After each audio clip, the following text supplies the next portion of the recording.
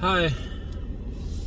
So this is a little bonus video. It's still Sunday. It's about 7:30. I still haven't made it back. And I'm in the area of town where they just got done shutting down a motel because of violence, crime, shooting, murder, stabbings. Cars going the wrong damn direction down the road. You'll see the lights maybe behind me. Yeah, that car's going down the wrong side of the road. But I went to Lowe's to go pick up the windows. And of course, if anybody's ever done business with Lowe's, it was wrong. It took 2 hours to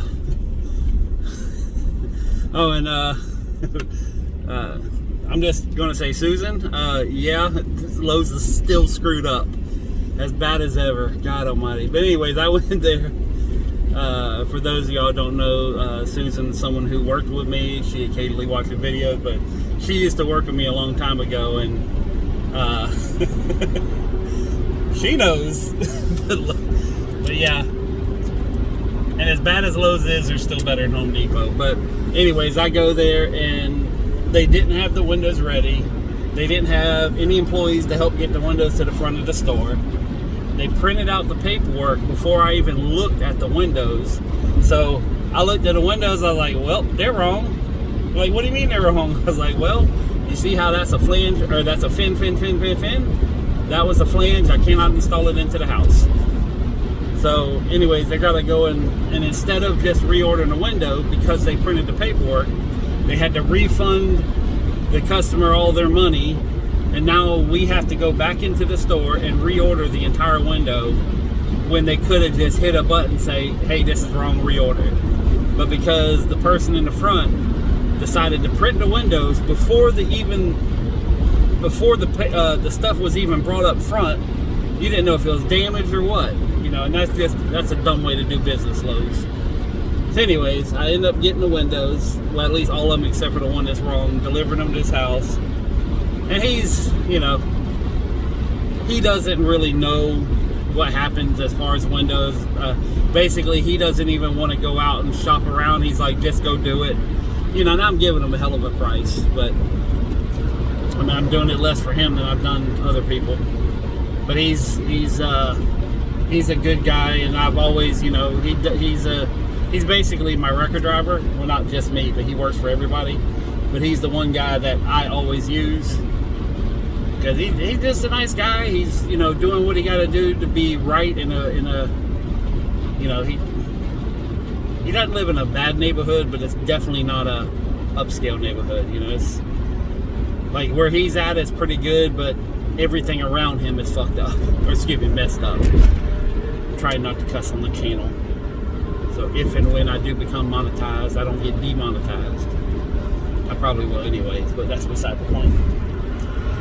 But yeah, so I figured I got a nice little 20-30 minute ride right through the center of downtown at 7 o'clock at night with about $3,000 in cash on me. So yeah, I figured the least I could do is record it, so if shit goes down, at least, you know, I have video proof that it wasn't all my fault. 20% my fault. So yeah, I figured, I don't know what the hell we're going to talk about, but we're going to talk about something because I want to record this. So, in fact, if any of y'all know, you know, Edgewood, which I'm not in the bad part of it. Well, I mean, the park is right here, and if you know about 95 in the park, there's been one or two little incidences. Yeah, that's a word.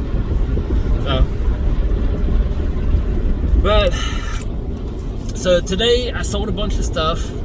Oh, by the way, that dude has some freaking mosquitoes in his yard. My God, they lit me up. Anyway, back to the flea market. So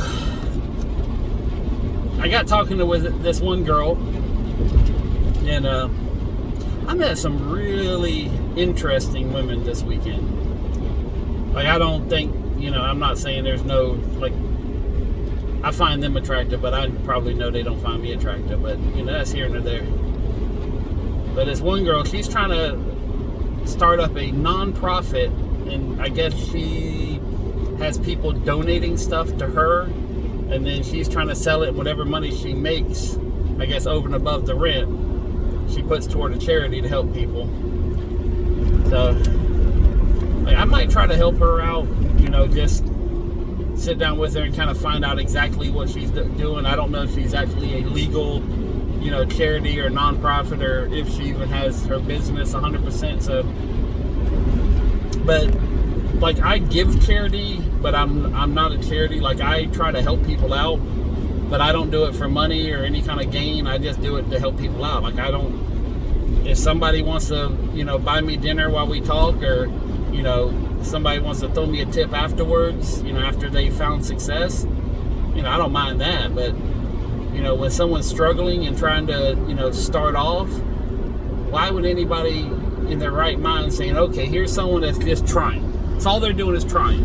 Whether they succeed or fail or whatever, nobody knows, but they're starting off, and there's so many vultures that will try to get the money from you before you even have an opportunity to see if it works. And that's the thing that I see in multiple businesses. In fact, case in point, there's a, I don't know their names, I can only tell you what they sold, okay? And I see this so many times at the flea market, and it doesn't happen, it happens everywhere. It happens in small brick and mortar stores. It happens in so many cases that one of the biggest mistakes a small business makes is they try to get everything perfect, okay? And I've said it before on this channel, do not worry about perfection, worry about getting the business started and making sales, because until you have sales, you don't have a business, period. There's three companies, all within the past 2 months, well, roughly 2 months, that they have went out there. 2 of them, for the past 3, almost 4 weeks, have been getting their flea market store ready. Painting, putting down garage floor coatings on the floor, putting down carpet, putting up curtains and lighting and all this bullshit. Okay? I mean, don't get me wrong, I do stuff to do it, but I'm not going to spend hundreds or possibly thousands of dollars to open up a store at a flea market. I mean, if that's what they want to do and they have the expendable income, that's a different story. But I'm talking for someone who's grinding, who, just trying to make something of themselves. There's so many people that spend time and money and materials, and they're doing all this stuff. It's not needed. Nobody cares. When it comes down to money, okay, you'll have people come in, oh, your place is so nice, everything else, and they're all, blah, blah, blah. But nobody really gives a shit what your place looks like. Do you have a good product? Is it priced accordingly? Period. You can have cinder blocks and some old damn rotted wood. If it's holding stuff that people want and it's at the right price, they're going to buy it. Period. Okay? Forget trying to be fancy. Forget spending extra money because you want this or that, or your floor has to look a certain way. I mean, one guy, he had to spend, what the, okay, that was a firework. To see the big flash of light just come up. That wasn't my fault. Okay, I didn't change the subject. I had a distraction. Squirrel. But he had to spend at least $500 to $700, and has paid rent on the on his booth for at least a month, and he hasn't even opened up yet. He wasn't even open this. I walked by. He wasn't even open this weekend. I didn't even see his truck out there. I mean, he goes there during the week and he's working and painting and putting up plywood, and I mean, don't get me wrong, is one of the fancier stores I've ever seen at the flea market ever. I mean, for me, it's like, hey, let me put a screw in and hold this to the wall so it don't fall over. That's the extent of what I do. Or I'm using, scrap wood that's left over from a job. But, and again, I don't mean to knock people. I don't mean to, discredit them. That is not my purpose here. I'm just saying that if you're wanting to be productive and make a business, okay, you need a product that someone wants at a price point that someone wants to spend. That's all you need. You don't have to be fancy. You don't have to have, I mean, there's some people that go out and they just like to spend money on stuff, and that's a whole different thing at the flea market. People would say, I'm going out of business, but let me buy this entire table full of stuff. I'm going out of business, but let me buy this shelf because I think I'm going to need it to help sell the stuff as I'm going out of business. I mean, that's some craziness right there. And I'm not saying I have not been susceptible to it. That's a word, yeah. Oh, wow, it's really, really dark in here, isn't it? I didn't realize I got a little hair tie that's covering up my face. I didn't realize how dark it was. Let's see here. Should I do it? Oh my God, Bumpy. What the hell? I'll try that. See if that works out a little bit. So, I mean, I've done stupidity stuff, and I would like to say that I have been enlightened in a lot of stuff when I've just during the past couple months of me doing aggressive selling, which I've done, you know, here and there, but I've never just grinded for 2 months, just straight up, just selling like crazy like I have been. I mean, even, you know, I'm sitting here selling out and I buy, you know, $475 worth of rings. And there is a little piece of me that regrets selling it, but it's not that it was a good or bad deal. It's just I have a plan for the future that may not be for another 2 years. So, you know, I'm sure I'll come across more rings or come across more something that I can sell. So, but I'm kind of right now, I'm so done with just all of it that I need a break. I really do. I want to be able to go out. I want to be able to work on the unicorn. Like pretty much as soon as, you know, I close up the shop, I'm taking December and I'm just going to kind of work on unicorn because it'll be nice and cool, you know, not cold, but it'll be nice and cool. I should have enough room to bring it into the shop where I can fix the brakes on that, start putting in the, you know, the insulation, getting it all set up to how I want it, as, you know, kind of like a sleeper cab setup. I have been thinking about the toolbox. I kind of like it, but unless I find one, I just don't want to spend $800 on a damn toolbox. Unless something happens and I, you know, do a real big sale for, you know, a couple thousand, which I got a couple sales out there, which should bring in. You know, I got one sale that I should be able to do about $6,000 on. If I'm waiting to hear back if he even wants to entertain the idea. And then I got another sale for the Monster that's going to be, you know, should be around 6 or higher. And then I got my Legos, which I should get, you know, somewhere close to $5,000 on them. So, but that's all time. I have to go through and get it all in a pile. And then as the doors go, then the doors are going to be, I should be able to clear, I'd say about $800 a week on just doors. So I got some good stuff coming to me. It's right now, finish up the flea market and just kind of getting that off of me, you know, just kind of getting my weekends back, being at the shop 7 days a week, not having to worry about move stuff out to the flea market and everything else. So, but I'm happy with everything I did. Oh, I made it out. That was pretty uneventful driving through downtown. Except for the fireworks and explosions.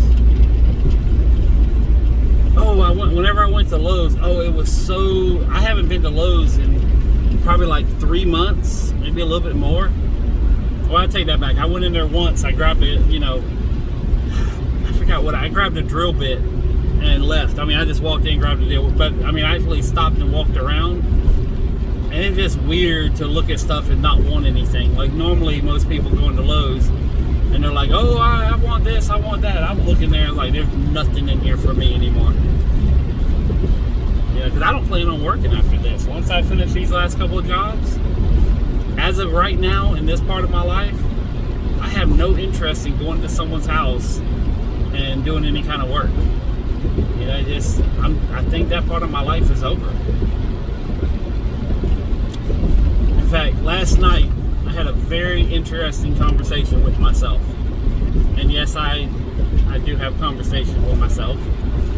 But I got to thinking, okay, I've been, for the most part, a pseudo free spirit. And when I say that, what I mean is I've never really had to answer to anybody other than my customers. In other words, I pretty much did what I wanted to do, but I was still had obligations to customers, and I was still doing things for people. So in other words, it wasn't like I can just wake up and do whatever I want, but I had a lot more freedom than, let's say, someone working a 9 to 5. Okay? And I've had, you know, Porsches and Mustangs and sports cars, and I went out street racing for years and had the lowriders with the boom and the lifted trucks, and you know, I've pretty much anything I've ever wanted to do, you know, within a realm of reality, I've been able to just do on a whim. You know, and you know, it kind of sucks because I've been wanting to travel, and now with COVID and everything, I'm actually kind of scared to travel. Just because I'm that kind of person that I'll go to another state and screw around and get arrested. But it's just my personality. Oh yeah, I'm gonna stop this for a second to tell you what happened at Lowe's. So I went to Lowe's, and they couldn't pull up his order. Like, here's his phone number. Oh, we don't have it. Here's his name. Oh, we don't have it. You know, and so I said, well, how about this? I said, I know what the windows look like. Let's just go back there and look at the windows. I'll tell you which windows there are, then we'll get the number off of it, and let's just get this done. Oh, you're not allowed in around back. I was like, bullshit, come on, let's go. And, you know, I was like, just listen, I'm going back there. Either you can come with me or no. You know, I said, but I'm going to go find the window, I'm going to get the number. So she started walking with me, and it was some girl working at the desk. And she's like, well, we need a manager to let in. And I says, where's the manager? Oh, there's one there. I said, hey, man, hey, manager. I said, hey, you know, I introduced myself. I was like, hey, I'm going back here because they can't find the windows and the numbers. So I'm going to go back here, and we're going to get the numbers right off the window so we get this done. He's like, okay. You know, I had no idea.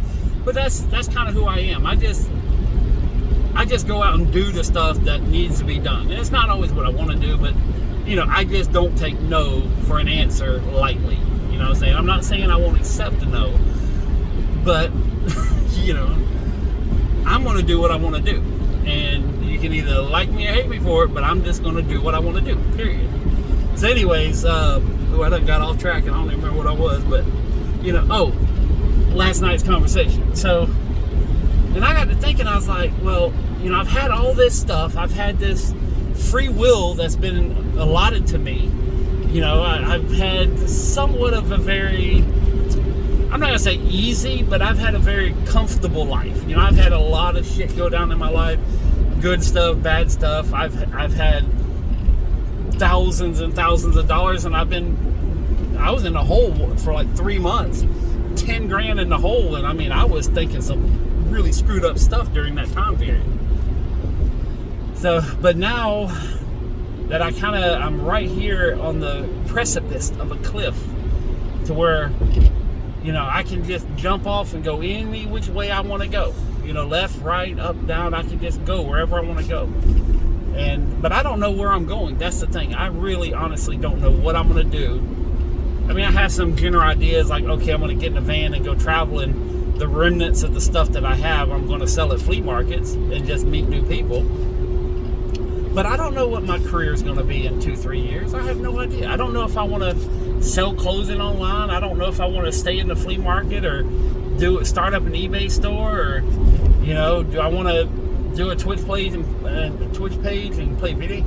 I don't know what I want to do. And I got to thinking, is this my midlife crisis? You know, I'm in the realm of where I'm supposed to be having a midlife crisis. But it's, you know, what happens when, you know, you've never really been with anybody seriously, you know, and just, like, I'm one of the people that is very difficult to be around me long term. I understand that, you know, and good or bad. It's just, I'm not a normal person. So, but now I was kind of thinking, I was like, you know, for someone who's never been held down or limited in life, what would their midlife crisis be? I mean, I've always joked around, like, you know, my midlife crisis would be I'd buy a minivan and settle down, you know. But